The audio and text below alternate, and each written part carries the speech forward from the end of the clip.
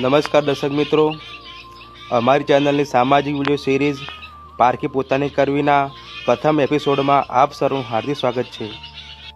દીકરી જ્યારે પરણીને સાસરે જાય છે ત્યારે સાસરી પક્ષે પ્રથમ નજરે પારકી લાગતી આ વહુને પોતાની કરવા માટેના વ્યવહારને અમે આ સિરીઝમાં વણી લીધો છે। તેમાં અમારા પરિવારના અનુભવનો નિચોડ પણ ઉમેર્યો છે। ફક્ત કોઈ જ્ઞાની વાતો જ નથી અથવા કોઈ ઉપદેશ આપવાનો ઈરાદો પણ નથી, પણ પ્રેક્ટિકલ અને માસ્ટર ક્લાસ સિરીઝ છે। જે ભાગ 1 થી લઈને 51 સુધીની એક શાનદાર સફર છે, જેમાં આપણે રોજિંદા જીવનની વાતો કરીશું। અમારી સાથે જોડાયેલા રહેવા માટે અમારી ચેનલને આજે સબસ્ક્રાઈબ કરો। આ સિરીઝ કોઈ સાસુ વહુના ઝઘડાની ટીકા કરવા માટે નથી, પણ પ્રેક્ટિકલ રીતે ઇચ્છિત વર્તન પરિવર્તનને ઉજાગર કરનાર છે। ગૃહ પ્રવેશ વખતે ખૂબ જ ઉત્સાહ અને હરખઘેલા માહોલમાં વહુના કંકુ પગલાં તો થઈ જાય છે, પણ પછી એક નવી વહુને સાસરીમાં આવીને સુખી થવાનો સૌથી મોટો આધાર સાસરી પક્ષના વ્યવહાર પર હોય છે।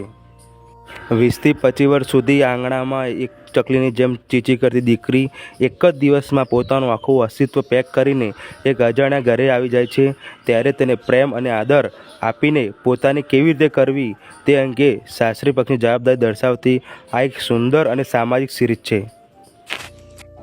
કોઈના ઘરની લક્ષ્મીને પોતાના ઘરની દીકરી બનાવવી એ માત્ર રીત રિવાજ નથી, પણ એક લાંબા ગાળાની અવિરત ચાલતી સાધના છે। જ્યારે એક પિતા પોતાના કાળજાના કટકા જેવી દીકરીનો હાથ કોઈ અજાણ્યા યુવકના હાથમાં સોંપે છે ને, ત્યારે એ માત્ર કન્યાદાન જ નથી કરતા, પણ પોતાના જિંદગીની કમાણી, પોતાની ખુશીઓ અને પોતાનું ગૌરવ સાસરી પક્ષના ભરોસે છોડી દે છે। પિતાની આંખમાં એક જ આશા હોય છે કે જેમ મેં મારી દીકરીને અહીં સાચવી, તેમ તે લોકો પણ તેને ત્યાં સાચવે। હવે જ્યારે પોતાની દીકરી સાસરે જાય છે ત્યારે મા બાપને એક જ પ્રાર્થના હોય છે કે મારી દીકરીને ત્યાં દીકરી જેવું સુખ મળે, પણ એ જ મા બાપના ઘરે જ્યારે બીજાની દીકરી વહુ બનીને આવે છે ત્યારે તેમનું અપેક્ષાનું લિસ્ટ બદલાઈ જાય છે।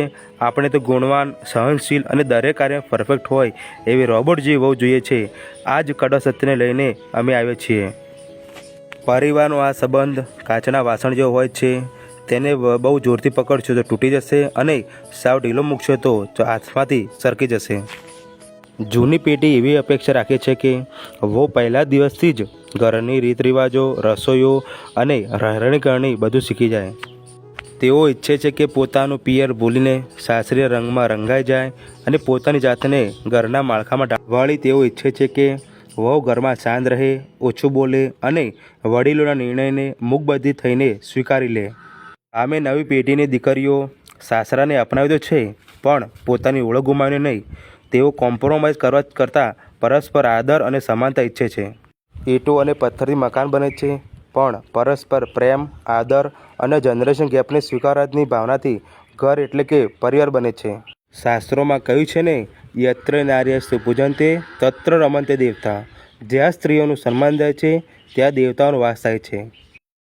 ફરીથી આપનું સ્વાગત છે અમારી પવિત્ર અને સુંદર ચેનલ પારકી પોતાની કરવીમાં।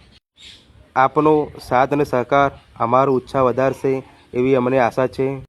અમારી સાથે જોડાયેલા રહેવા માટે અને ભાગ 2 જોવા માટે અમારી ચેનલને આજે સબસ્ક્રાઈબ કરો, લાઈક કરો અને શેર કરો।